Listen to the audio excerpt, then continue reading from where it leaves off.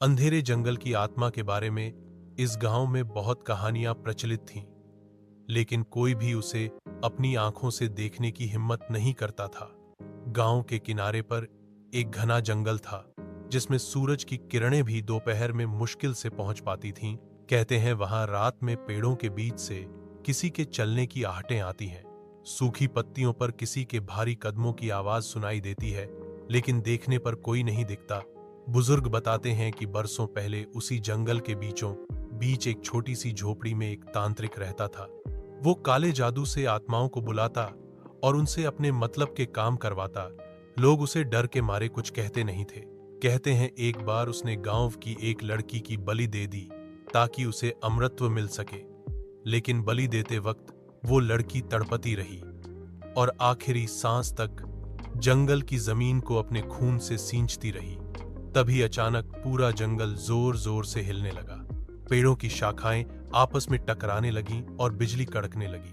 तभी उस लड़की की आत्मा ने काले तांत्रिक को शाप दिया कि वो खुद तो मरेगा ही, लेकिन उसकी आत्मा कभी चैन नहीं पाएगी। उसी दिन से कहते हैं वो तांत्रिक तो मर गया, लेकिन उसकी आत्मा उस अंधेरे जंगल में अब भी भटकती है।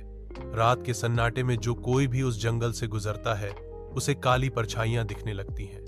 हवा में एक अजीब सी सड़ांध भर जाती है। पत्तों पर चलते हुए कोई अचानक पीछे से आवाज लगाता है, लेकिन मुड़ने पर कोई नजर नहीं आता। गांव के लड़कों ने कई बार हिम्मत की कि वो रात में जंगल पार करके दिखाएं, लेकिन जो गया वो पूरी रात गुम होकर सुबह तक बेहाल हालत में ही लौटा। एक बार गांव के कुछ जवान लड़कों ने मिलकर तय किया कि वो तांत्रिक की झोपड़ी तक जाकर देखेंगे कि वहां क्या रहस्य है। उन्होंने लकड़ियां, मशालें और चाकू लेकर जंगल में कदम रखा। रात के 12 बजे थे। हवा में ठंडक थी, लेकिन अंदर कदम रखते ही जैसे शरीर से सारी गर्मी गायब हो गई। चारों तरफ घुप अंधेरा, सिर्फ मशाल की हल्की रोशनी। सूखी शाखाएं रास्ता रोक रही थी। आधा घंटा चलते चलते उन्हें झोपड़ी दिख गई। झोपड़ी जर्जर हालत में थी, लेकिन दरवाजा बंद था। उन्होंने दरवाजा धक्का दिया तो वो कराहता हुआ खुल गया। अंदर दीवारों पर अजीब निशान थे। एक कोने में काले रंग की राख बिखरी थी। तभी अचानक हवा का एक होंका आया और उनकी मशाल बुझ गई। चारों में से एक ने माचिस जलाई, लेकिन हवा इतनी तेज थी कि माचिस जलते ही बुझ जाती। तभी एक ने दीवार के कोने में किसी को बैठे देखा। उसने सबको इशारा किया कि देखो वहां कोई है। सबने आंखें गड्ढा कर देखा तो वहां एक बूढ़ा सा आदमी बैठा था, जिसकी आंखें लाल थी, मुंह से धुआं निकल रहा था। वो बोला, तुम लोग क्यों आए हो? ये जंगल मेरा है, कोई यहां से बचकर नहीं जाएगा।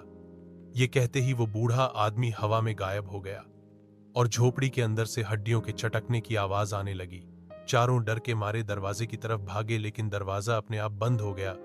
दीवारों से खून रिसने लगा। झोपड़ी की जमीन हिलने लगी, जैसे किसी ने उसके नीचे कुछ जिंदा दफन कर दिया हो। सबने मिलकर दरवाजा तोड़ने की कोशिश की, लेकिन दरवाजा पत्थर जैसा सख्त हो गया था। तभी एक लड़का बेहोश होकर गिर गया। बाकी तीनों ने उसे उठाने की कोशिश की, लेकिन तभी दीवार पर उस लड़की की तस्वीर उभर आई, जिसकी बलि दी गई थी। उसकी आंखों से खून टपक रहा था। तभी उसकी आंखें घूम गईं और वो तस्वीर हौंसने लगी। अचानक झोपड़ी के अंदर से वही तांत्रिक की आत्मा फिर दिखाई दी। उसने कहा, मेरी आत्मा को कभी शांति नहीं मिलेगी, तुम लोग भी अब यहीं रहोगे। तभी चारों तरफ आग की लपटें उठने लगीं। किसी तरह तीनों लड़के झोपड़ी की खिड़की से कूदकर जंगल में भागे, लेकिन पीछे से कोई जोर जोर से हंस रहा था। भागते वक्त वो बेहोश लड़का अंदर ही रह गया।